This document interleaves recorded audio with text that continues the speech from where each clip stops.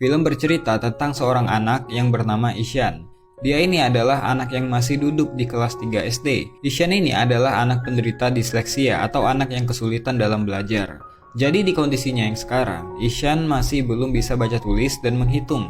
Dia lebih tertarik pada hal lain daripada mengikuti belajar mengajar di kelas. Di sekolahnya, dia jadi anak yang tanda kutip paling bodoh karena selalu dapat nilai paling rendah di kelas. Di rumah, dia bukan anak satu-satunya. Dia punya kakak laki-laki bernama Johan. Beda dengan Ishan, Johan adalah anak yang paling pintar.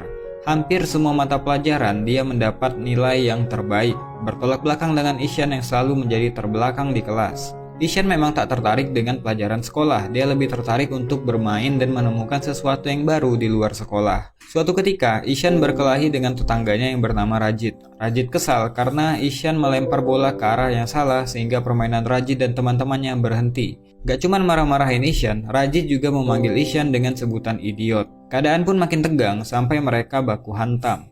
Ishan mendapatkan luka di kepala sedangkan Rajit dapat luka gigitan. Hal ini pun membuat Ishan kesal karena nggak di sekolah, nggak di lingkungan tetangganya, dia dapat perlakuan yang sama.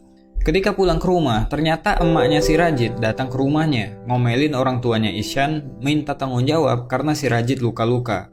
Padahal situasinya pada saat itu, Ishan juga mengalami luka yang sama. Bukan ngebela anaknya, si bapak malah langsung nampar Ishan karena bukan sekali ini aja Ishan buat masalah. Bahkan, si bapak mengancam kalau sekali lagi Ishan buat masalah, dia bakal dikirim ke sekolah asrama. Di sekolahnya, Ishan seringkali dimarahi gurunya karena nggak bisa ngikutin pelajaran dengan baik. Pernah sekali, Ishan disuruh bacain satu kalimat, tapi dia nggak bisa membacanya karena menurutnya, huruf-huruf yang ada di buku tersebut menari-nari. Ishan mengatakan hal yang sejujurnya, memang seperti itulah yang dilihat oleh penderita disleksia. Tapi gurunya menganggap Ishan lagi ngelawak di kelas. Ibu guru ini terus aja maksain Ishan buat baca dengan benar, sampai akhirnya, karena nggak tahan dibentak terus, Ishan cuma ngedumel nggak jelas.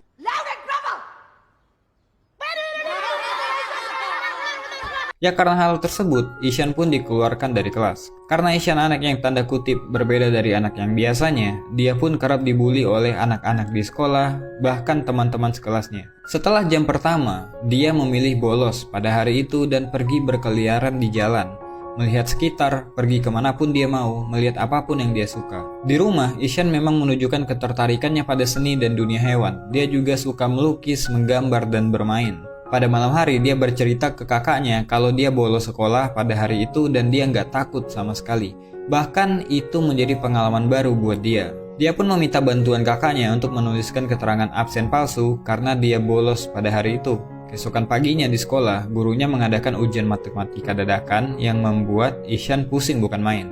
Baca aja nggak bisa, nulis juga nggak, ngitung apa lagi. Jadi dia mencoba untuk mengerjakan soal matematika dengan imajinasinya. Ishan pun berhasil menjawab soal nomor 1, tapi imajinasinya untuk satu soal tadi ternyata ngabisin waktu yang lama banget. Sampai waktunya habis, dia cuman bisa jawab satu soal. Udah gitu jawabannya salah lagi. Pada hari yang lain ketika di rumah, dia ketahuan bolos karena bapaknya menemukan surat izin palsu yang Ishan gunakan ketika dia bolos. Dia pun dapat amukan lagi dari si bapak. Bahkan di sekolah, mereka dipanggil oleh kepala sekolah dan guru-guru Ishan. Para guru menjelaskan kepada si bapak dan si ibu betapa bodohnya Ishan ketika belajar di kelas. Kepala sekolahnya pun menyarankan untuk memindahkan Ishan ke sekolah yang lain. Karena Ishan saat ini udah satu kali nggak naik kelas, jadi nggak mungkin nggak naik lagi untuk kedua kalinya.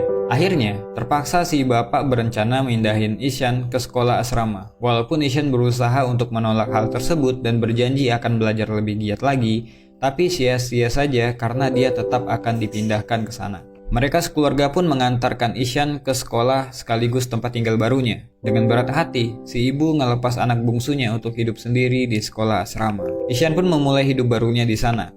Karena belum bisa beradaptasi, Ishan gak henti-hentinya melamun dan menangis seakan gak percaya dia hidup jauh dari keluarganya. Apalagi dia menganggap bahwa nasib yang dia alami saat ini adalah bentuk hukuman dari orang tuanya karena kenakalan yang dia buat. Di sekolah barunya itu pun, Ishan tetap mendapatkan bulian. Dia masih aja dimarahi gurunya karena dia nggak bisa belajar seperti anak pada umumnya.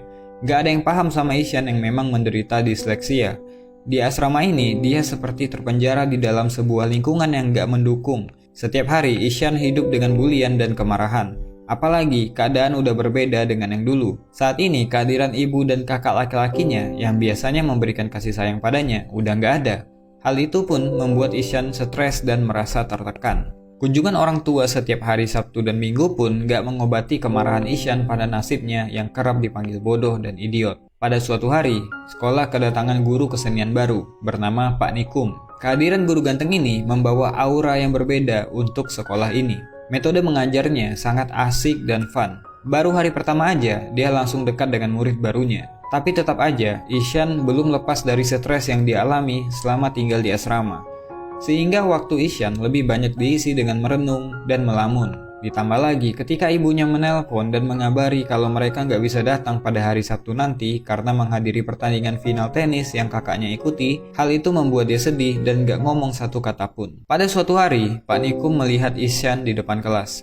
Mengamati Ishan yang selalu terlihat ketakutan dan tertekan, dia pun menanyakannya pada teman sebangku Ishan yaitu Rajan. Rajan pun bercerita kalau Ishan adalah anak baru yang ingin pulang ke rumah. Dia juga menceritakan kepada Pak Nikum kalau Ishan selalu dihukum karena nggak bisa ngikutin pelajaran. Jadi Pak Nikum berinisiatif mencari buku tugas Ishan dan akhirnya mengetahui bahwa Ishan adalah anak yang memang punya kesulitan dalam belajar atau disleksia. Pak Nikum ini adalah guru yang memang memahami anak-anak karena dia juga mengajar di sekolah luar biasa, tempat anak-anak kurang beruntung, di mana dia di sana udah terbiasa menghadirkan keceriaan untuk anak-anak. Dan untuk membantu Ishan dalam keterpurukannya dan juga untuk lebih memahami Ishan, Pak Nikum pergi ke rumah orang tua Ishan dan bertanya semua hal tentang Ishan. Dari sana si ibu menjelaskan kepada Pak Nikum bahwa Ishan sangat mencintai dunia seni seperti melukis. Mengingat Ishan yang selalu tertekan di sekolah, Pak Nikum pun menanyakan kepada orang tua Ishan kenapa Ishan sampai dikirim ke sekolah asrama. Ayahnya hanya menyebutkan keluhan-keluhan yang dia rasakan selama menghadapi Ishan. Dia nggak tahan kalau Ishan nakal lah, malas belajar lah, sering buat masalah, dan lain-lain. Pak Nikum pun mencoba memberikan penjelasan bahwa Ishan mengalami disleksia. Pak Nikum juga memperlihatkan pola kesalahan yang sama yang Ishan lakukan ketika menulis sebuah kata atau kalimat. Pak Nikum menjelaskan bahwa Ishan sebenarnya cuman butuh support dan butuh waktu. Namun si bapak malah nggak terima dan tetap menganggap Ishan adalah anak yang malas untuk belajar dan membandingkan Ishan dengan kakaknya yang selalu juara kelas. Padahal Pak Nikum udah ngasih tahu kalau Ishan lebih menonjol di bidang seni seperti melukis dan dia punya bakat yang luar biasa di sana. Tapi si bapak menganggap dengan kemampuan melukisnya, Ishan gak akan bisa bersaing di dunia luar. Mengirim Ishan ke sekolah asrama adalah solusi terbaik karena gak ada alternatif lain. Mendengar hal tersebut pun, Pak Nikum jadi kesal karena si bapak hanya memandang dunia luar sebagai arena kompetisi. Ketika Pak Nikum pulang, si ibu pun menangis memikirkan kata-kata Pak Nikum yang mungkin ada benarnya juga. Keesokan paginya ketika di sekolah, Pak Nikum menceritakan sebuah kisah tentang anak yang gak bisa baca tulis. Tentang anak yang melihat huruf dan angka menari-nari seperti orang yang berdisko. Bahkan ketika dia gak lulus, semua orang mentertawakannya. Kemudian suatu hari, anak itu mengguncang dunia dengan teori yang dia publikasikan.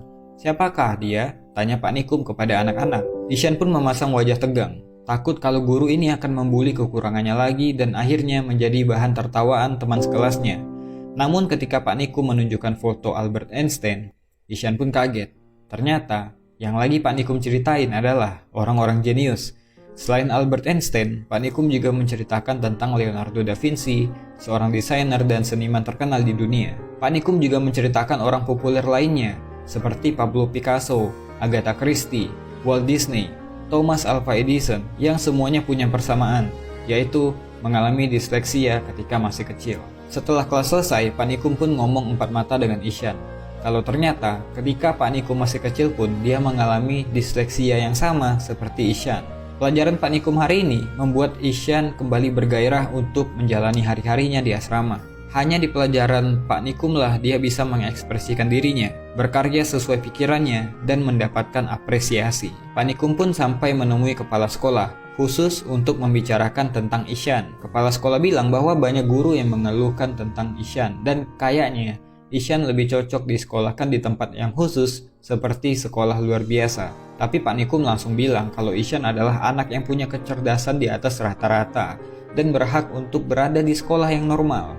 Anak-anak seperti Ishan hanya butuh bimbingan dan perhatian lebih.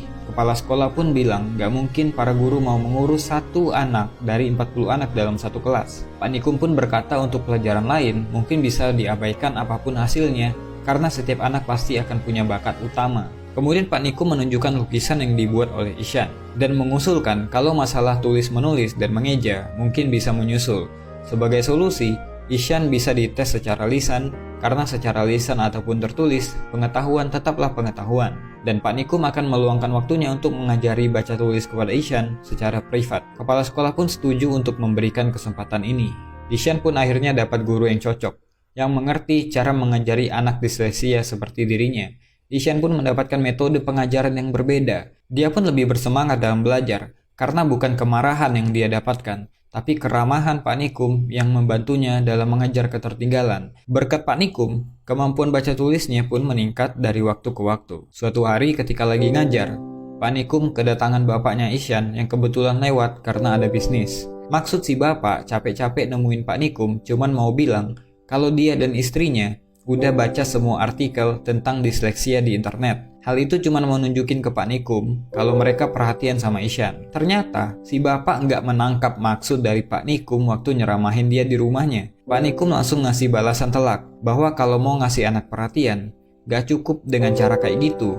Anak kayak Ishan juga butuh support. Anak kayak Ishan butuh figur orang tua yang selalu bilang sayang kepada anaknya apapun yang terjadi. Anak kayak Ishan butuh figur seorang ayah yang siap melindunginya kalau terjadi apa-apa sama dia. Si bapak pun langsung sadar bahwa selama ini dia nggak pernah memberikan kasih sayang pada Ishan selain kemarahan atau pukulan jika Ishan nakal. Dia pun pergi meninggalkan ruangan Pak Nikum dengan perasaan malu. Apalagi ketika di luar, dia melihat Ishan yang lagi baca mading, si bapak nggak bisa nahan air matanya. Pada suatu hari di asrama tersebut mengadakan lomba melukis. Semua orang boleh ikut termasuk para guru. Ketika lomba dimulai, Pak Nikum mencari Ishan kemana-mana. Tapi sampai lomba dimulai, Ishan pun gak kelihatan. Ternyata sebelum acara dimulai, saat semua orang masih tidur, Ishan bangun paling pagi dan pergi ke kolam di mana di sana dia mencari inspirasi untuk bahan lomba melukis. Ishan pun datang sesaat setelah acara dimulai. Ishan memproyeksikan pemandangan yang dia ingat menjadi sebuah lukisan yang luar biasa mengagumkan banyak orang. Pak Nikum yang melihat lukisan Ishan pun kagum sama karyanya. Ishan pun juga nggak bisa menahan harunya ketika dia ngelihat hasil lukisan Pak Nikum, ternyata modelnya adalah dirinya sendiri. Dan pengumuman yang ditunggu-tunggu pun tiba. Kepala sekolah mengumumkan bahwa perlombaan ini dimenangkan oleh Ishan. Ishan Nandakishore Awasthi Abdi. Hasil karyanya dinobatkan menjadi karya yang terbaik dan akan menjadi sampul buku tahunan. Ketika orang tua Ishan datang saat bagi rapot, kepala sekolahnya sendiri yang langsung memberikan buku tahunan tersebut dan mengabarkan jika Ishan adalah anak yang spesial dan sekolah itu beruntung memiliki anak murid seperti dia. Orang tua ini juga senang bukan main ketika para guru memberikan laporan kemajuan Ishan di beberapa mata pelajaran, khususnya di bidang kesenian. Melihat Ishan yang kembali bersemangat, ayahnya pun akhirnya nangis juga dan berterima kasih kepada Pak Nikum karena udah membimbing Ishan sampai punya kemajuan. Ishan yang punya gaya rambut kayak Pak Nikum pun berpisah dan akan kembali lagi ke sekolah setelah liburan. Pesan film ini kuat banget untuk nunjukin bahwa memang benar kalau kita mengajari seekor ikan untuk memanjat pohon, maka dia akan menganggap dirinya bodoh seumur hidupnya. Setiap anak memang punya bakat yang unik dan gak mungkin sama dengan anak yang lain. Semoga kita nanti bisa menjadi orang tua yang bijak yang bisa mendukung apapun yang anak kita senangi.